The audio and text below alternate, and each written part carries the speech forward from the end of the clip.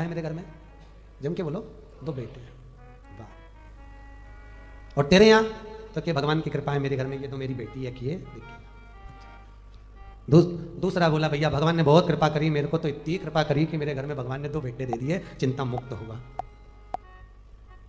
दूसरा जो खड़ा था उसकी आंख में आंसू भर गए, मेरे घर में 2 बेटियां हैं। फिर बोला अच्छा हुआ भगवान ने मुझे बेटे दिया। कहाँ? बेटियों पढ़ने जाए, कॉलेज जाए, उनको लेने जाओ, छोड़ने जाओ, उनका ध्यान रखो, इसलिए अच्छा घर में बेटे हो गए। भगवान ने अच्छा मेरे घर में बेटी दी। इतने में पास में बेटी खड़ी थी, बेटी ने अंकल का कुर्ता खींचा। अंकल, ओ अंकल। हाँ बेटा बोल। अंकल, भगवान बेटी हमेशा मन वाले को, दिल वाले को और किस्मत वाले को देता है, भगवान बेटी कभी भिखारी को नहीं देता। उस छोटी सी लड़की ने, छोटी सी बेटी ने अंकल का कुर्ता खींच कर दी, कहा कि भगवान बेटी हमेशा दिल वाले को, किस्मत वाले को, भाग्य वाले को देता है, भिखारी को नहीं देता। जिसका मन ही नहीं है दान देने का, जो बहन तक को तो कभी 1 रुपया निकाल के नहीं दे, कभी ननन तक को अठन्नी नहीं दे, भगवान ऐसे के घर में क्या छोड़ी देगा? क्या देगा? भगवान बेटी उसको देता है जिसका मन बड़ा। बेटी आ रही है, देव भाग्य से। और बेटी अपनी किस्मत। एक बार स्वामी विवेकानंद वैष्णो देवी की सीढ़ियां चढ़ रहे थे, एक किसान कंधे पर अपनी बेटी को लेकर जा रहा था, दूसरी बेटी का हाथ पकड़ के जा रहा था। स्वामी विवेकानंद ने कहा बाबा कहां जा रहे हो? ऊपर दर्शन करने। तुम्हारे को तुम्हारी बेटी का बोझा लग रहा होगा, लाओ मैं तुम्हारी बेटी को अपने कंधे पर बिठा लेता हूं, ऊपर जगदंबा के मंदिर में दे दूंगा, मां देवी के मंदिर में दे दूंगा। इतने में किसान ने कहा स्वामी विवेकानंद जी, बेटी बाप के कंधे पर बोझा नहीं होती, बेटी जब तक कंधे पर रहती है तो बाप के बोझ को भी हल्का कर देती है, वो बेटियां हुआ करती है। बेटी बाप पर बोझा नहीं है। जिस बाप को बेटी बोझा लगे वो बाप नहीं हो सकता। किस्मत वाले हैं। एक बार बेटा अपने माँ बाप को दुखी देख लेगा, पर बेटी कभी अपने माँ बाप को दुखी नहीं देख सकती। थोड़ा सा भी दुख आता है ना तो बेटी कह देती मम्मी अगर तुम्हें यहाँ पर नहीं अच्छा लग रहा तो मेरे पास चलो, मेरे साथ रहना, मेरे पास में रहना, क्यों चिंता करती हो, चलो मेरे साथ में। बेटी होती है, घर में रहती है ना। कल आप लोग सुनेंगे पार्वती जी की विदाई। जब तक घर में रहती है चहकती रहती है, और जिस दिन चली जाती है तब तुम भी उसका मुंह देखने के लिए तरस जाते हो। बेटियां होती ही ऐसी हैं, बेटी का जीवन होता ही ऐसा है। मायके में रहती है तो जब तक कुंवारी रहती है पिताजी के साथ में बैठकर भोजन करती है, बाप के लिए आगे आगे बढ़कर, पिताजी थक के आए चाय ला कर दे देगी, जूस बना कर दे देगी, दूध ला कर दे देगी। पापा से पूछ लेगी पापा कुछ थके हुए लग रहे हो, बहुत काम रहता है, मत करा करो इतना, क्यों करते हो पापा, टाइम नहीं मिलता, थोड़ा सा तो घर में रहा करो। बेटी एक ऐसी होती है जो बाप से आगे रहकर पूछ कर उनकी सेवा कर देती है। और एक बहू होती है घर में रहती जरूर है पर पति के लिए सब कुछ कर सकती है, पर जब ससुर थका मांदा आएगा पानी भी लाएगी तो टाइम देख कर लाएगी, चाय भी बनाएगी टाइम देख कर बनाएगी, और विचार करेगी कि सास बना दे तो सबसे अच्छा। परंतु एक बेटी होती है जो समय पर पिताजी को दवाई लेना है, और आज भी बेटी की भले शादी हो जाए पर बार बार फोन लगाकर बोलती है पापा शुगर बढ़ जाएगी, दवाई ले लेना, वो डॉक्टर बहुत अच्छा आया है उससे ले लेना, वो महाराज आए हैं उनसे मिल लेना। बेटी एक ऐसी होती है जो बाप के लिए तत्पर रहती है, बाप के लिए तत्पर। और पर गांव में जब बेटियां ब्याहती हैं, बहुत दूर गांव अगर बेटी को ब्याह दिया, बहुत दूर भेज दिया, तो बेटी भी तरस जाती है अपने माँ बाप से मिलने के लिए, परिवार से मिलने के लिए। और ऐसी कोई माँ नहीं जिसको मायके की याद नहीं आती हो। बूढ़ी से बूढ़ी को भी राखी पर, त्योहार पर, ऋषि पंचमी पर अपने मायके की याद आ जाती है, तो वो भी कह देती है तुम सब मायके चली जाओगी, घर में कोई तो रहे, एक काम करो पाकिट में 4 राखी रख दो, थोड़ी सी कंकु चावल रख दो, मेरे बीरा के लिए, मेरे भाई के लिए भेज दो, भले मैं नहीं जा सकती पर राखी रख के भेज देती।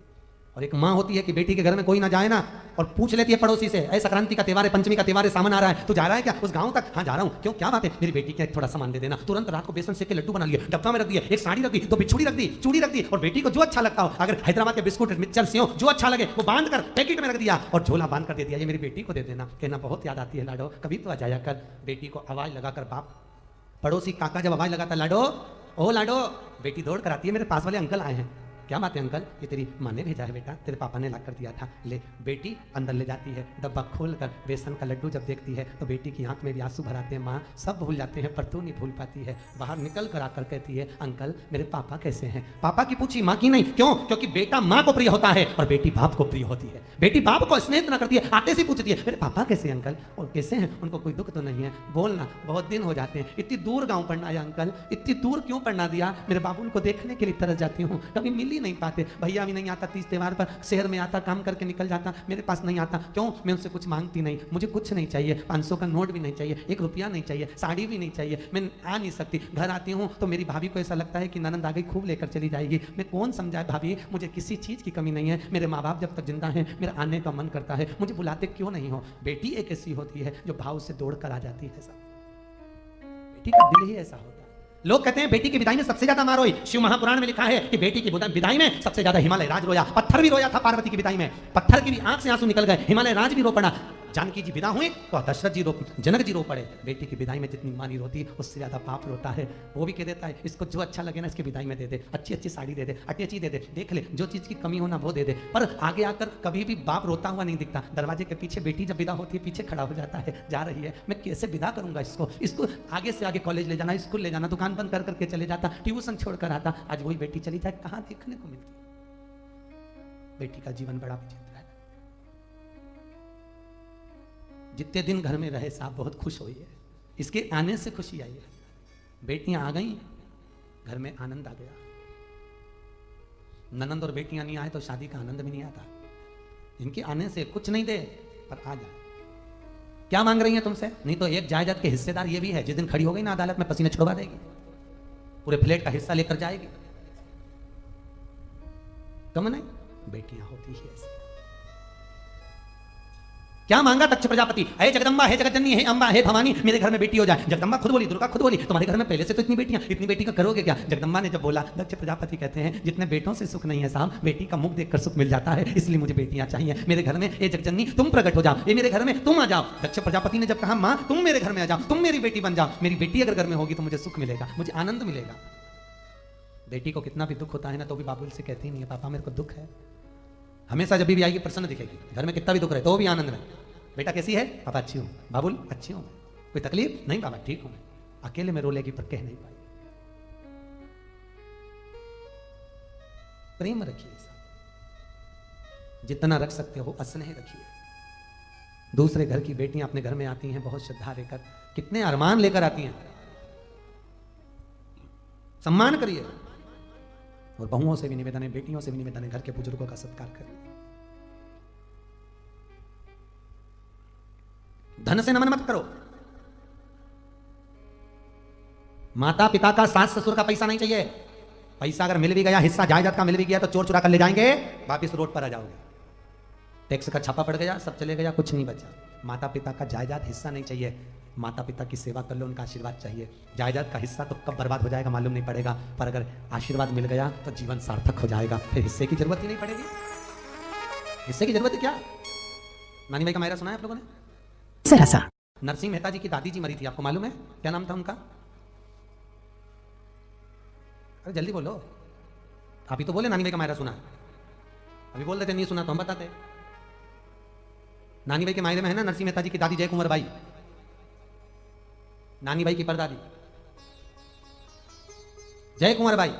जब मरी तो जेठानी और देवरानी, नरसिंह मेहता की पत्नी और नरसिंह मेहता की भाभी, दोनों रोई। भाभी सबसे ज्यादा रोई, गले लिपट लिपट के रोई। किससे? दादी सास से। इतना घूंघट डाल के रोई, चिपक चिपक के रोई, चिल्ला चिल्ला के रोई, डिजाइन में रोई, खूब अच्छी रोई। और थोड़ी देर रोई, उसके बाद में देवरानी से बोली तू रोले मैं पानी पी के आई। अब तू रोले तो पानी पी के आती। देवरानी जब रोने बैठी तब देवरानी को लगा, नरसिंह मेहता की पत्नी को लगा कि जेठानी जो इतना ताना देती थी, इतनी गाली देती थी, वो इतना क्यों रो रही है। जब देवरानी रोने बैठी तब मालूम पड़ा कि इतनी चिपक के क्यों रो रही थी। सास के कान में सोने की मुर्की थी, इसको दांत से कतर रही थी। उस सोने की मुर्की को निकाल रही। मायरे में, नानी भाई के मायरे में सुना होगा, सोने की मुर्की निकाल ले गई, मटका में डाल दिया और देवरानी रो रही। जेठानी के पास में पूरा घर, जमीन, जायदाद, संपदा सब कुछ था, पर नरसिंह मेहता के पास कुछ नहीं था। कथा में सुना होगा, कुछ भी नहीं। उसके बाद भी 4 मंजिला मकान मिल गया, खूब राशि ठाट हो गया। तो जेठानी ने गालियां दी किसको? जो बूढ़ी अम्मा मर गई जय कुंवर बाई, उसको, कि चुपचाप से दे गई होगी। चुपचाप से कुछ नहीं दिया, बस दादी ने अगर दिया तो आशीर्वाद दिया। वो आशीर्वाद इतना फल गया कि जीवन सार्थक बना दिया। वो आशीर्वाद इतना फला। धन नहीं चाहिए, संपदा नहीं चाहिए, दौलत नहीं चाहिए। भगवान के मंदिर में जाओ तो रोज रोज कुछ मांगना नहीं, भगवान से निवेदन करना। अधिक मास चल रहा है, अधिक मास की कथा पढ़ोगी तो उसमें लिखा है क्या लिखा है कि द्रौपदी जब ब्राह्मण की बेटी थी, बहुत छोटी थी, संत लोग आए, इसके पिताजी शांत हो गए। जब संत आए, संतों की इतनी सेवा करी, संतों ने कहा मांग बेटा तुझे क्या चाहिए। तो द्रौपदी ने क्या कहा था? मुझे सुंदर पति मिले, ज्ञानवान पति मिले, वीर पति मिले, अच्छा पति मिले, ऐसा पति मिले, वैसा पति मिले। द्रौपदी ने बस पति मिले पति मिले पति मिले 5 बार कह दिया था। तो संतों ने कहा जितनी बार तू बोली उतना ही मिले। ये अधिक मास की कथा में पढ़ा कि नहीं पढ़ा? अधिक मास की कथा में लिखा है, पोथी में। आप किताब पढ़ेंगे अधिक मास की पोथी में लिखा है, जितना बोल रही है उतना पति मिलेगा, उतना प्राप्त हो।